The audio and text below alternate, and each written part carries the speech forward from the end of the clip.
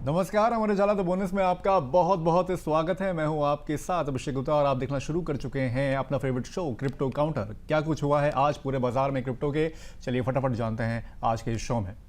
तो एक्सआरपी हाल के दिनों में क्रिप्टो निवेशकों के बीच फिर चर्चा में है। बाजार में उतार चढ़ाव के बावजूद ताज़ा आंकड़ों के मुताबिक एक्सआरपी करीब $1.37 पर स्थिर रहा, जबकि बिटकॉइन लगभग $77,400 के आसपास कारोबार करता दिखा। कॉइन ग्लास के आंकड़ों के अनुसार एक्सआरपी आधारित निवेश फंड्स में लगातार पूंजी प्रवाह बढ़ रहा है। हालिया सत्र में $8.88 मिलियन का नया निवेश आया है। इससे पहले 14 मई को $18.52 मिलियन और 15 मई को $10.87 मिलियन का निवेश दर्ज किया गया था। इस तरह एक सप्ताह में एक्सआरपी निवेश उत्पादों में करीब $42 मिलियन का शुद्ध निवेश यानी कि रॉ इन्वेस्टमेंट यहां पर आया है। इसके उलट बिटकॉइन ईटीएफ्स से लगातार निकासी जारी है। हालिया सत्र में $100.9 मिलियन बाहर निकले हैं, जबकि पिछले सत्रों में भी भारी निकासी यहां पर देखने को मिली है। इथर फंड्स से भी $32.6 मिलियन की निकासी हुई है। इससे यहां पर संकेत मिलता है कि निवेशक अब वैकल्पिक क्रिप्टो एसेट्स की ओर रुख कर रहे हैं। ऑन चेन डेटा भी एक्सआरपी के पक्ष में दिखाई दे रहा है।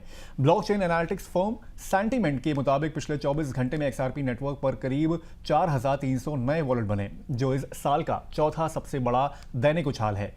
विशेषज्ञ मानते हैं कि बढ़ती नेटवर्क गतिविधि और ईटीएफ निवेश एक्सआरपी में निवेशकों के मजबूत होते भरोसे का संकेत दे रही हैं।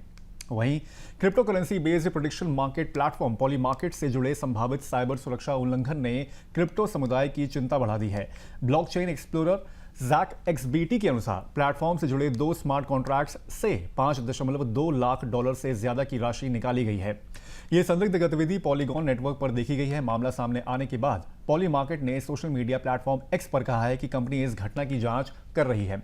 शुरुआती जानकारी के मुताबिक समस्या उनके रिवॉर्ड पे आउट सिस्टम से जुड़े एक इंटरनल ऑपरेशन वॉलेट की प्राइवेट की से समझौता होने की वजह से हुई है। कंपनी ने क्लियर किया है कि यूजर्स के फंड सुरक्षित हैं और मार्केट रेजोल्यूशन सिस्टम पर कोई असर यहां पर नहीं पड़ा है।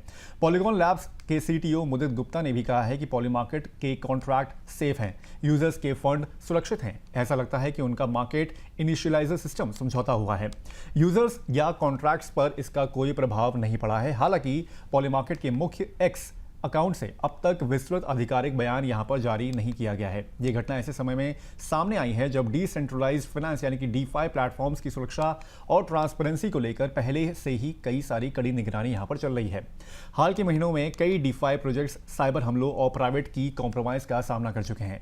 विशेषज्ञों का मानना है कि जैसे जैसे डीफाई सेक्टर का विस्तार होगा, वैसे वैसे साइबर सुरक्षा और आंतरिक नियंत्रण को और मजबूत यहां पर बनाना जरूरी होगा।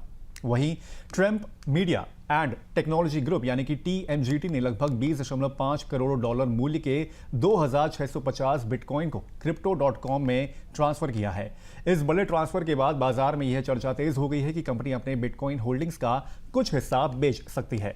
Blockchain analytics firm look on chain ने इस ट्रांजैक्शन को ट्रैक किया। हालांकि एक्सचेंज में ट्रांसफर होने का मतलब हमेशा यह नहीं होता कि संपत्ति तुरंत बेच दी गई है। TMGT ने पहले कुल 11,542 बिटकॉइन खरीदे थे। कंपनी ने प्रति बिटकॉइन औसतन $1,18,522 की कीमत पर लगभग $1.37 बिलियन का निवेश किया था। लेकिन फिलहाल बिटकॉइन की कीमत करीब $77,700 के आसपास कारोबार कर रही है। ऐसे में कंपनी की होल्डिंग्स अपनी खरीद कीमत से लगभग 34% नीचे है। मौजूदा लेवल्स पर कंपनी को करीब $455 मिलियन का अनरियलाइज्ड नुकसान हो रहा है। ये इस साल TMGT की दूसरी बड़ी बिटकॉइन आउटफ्लो घटना है।